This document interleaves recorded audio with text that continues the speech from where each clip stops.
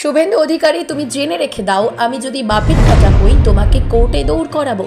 ভাঙড়ের রাজনৈতিক কর্মী সভা থেকে সরাসরি চ্যালেঞ্জ করলেন শওকত মোল্লা। গত কয়েকদিন আগে দক্ষিণ 24 পরগনার ক্যানিংয়ে জাভেদ মুন্সি নামের এক কাশ্মীরি জঙ্গি ধরা পড়ে কাশ্মীরি পুলিশের হাতে।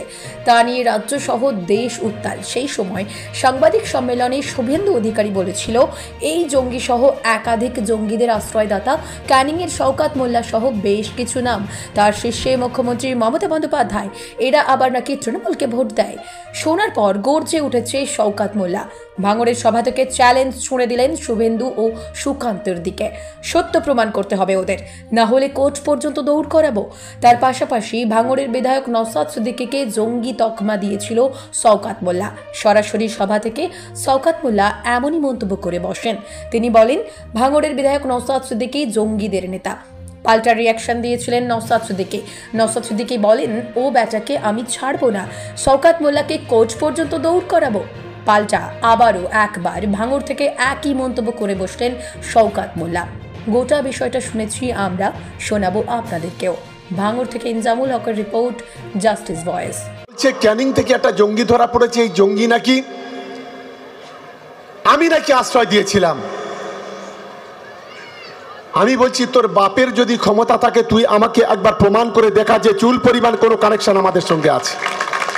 মিথ্যাবাজ, দালাল, ধাপ্পাবাজ, চিটিংবাজ বলি তুমি আমাকে জঙ্গি বলেছো।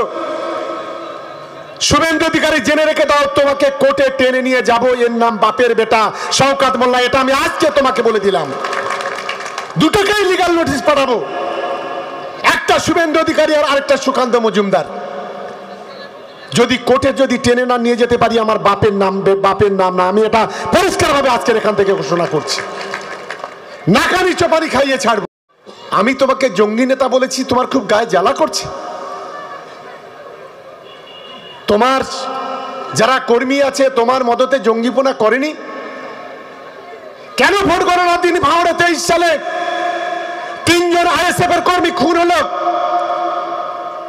কাদের হাতে খুন হয়েছিল? রাত 2টো। তখন তো তৃণমূল কংগ্রেস সেখানে ছিল না। সেখানে ছিল 100 পাঞ্জাব পুলিশ, 100 সেন্ট্রাল পুলিশ, আর 250 ছিল বেঙ্গল পুলিশ। বাচ্চা বাচ্চা ছেলেদের হাতে গুলি, বোমা, বন্দুক তুলে দিয়ে তুমি পিছন থেকে কলকাঠি নেড়ে তুমি 3টে ভাঙড়ের তাজা সন্তানকে খুন করিয়েছিলে। কোর্টে যাবে আমার বিরুদ্ধে, যাও, কোনো আপত্তি নেই।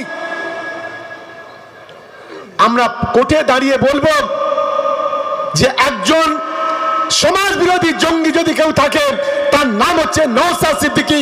এটা আমি দায়িত্ব নিয়ে বলছি যে 3জন তাজা সন্তানকে পিছনে পুলিশের বিরুদ্ধে লাগিয়ে দিয়ে খুন করায়।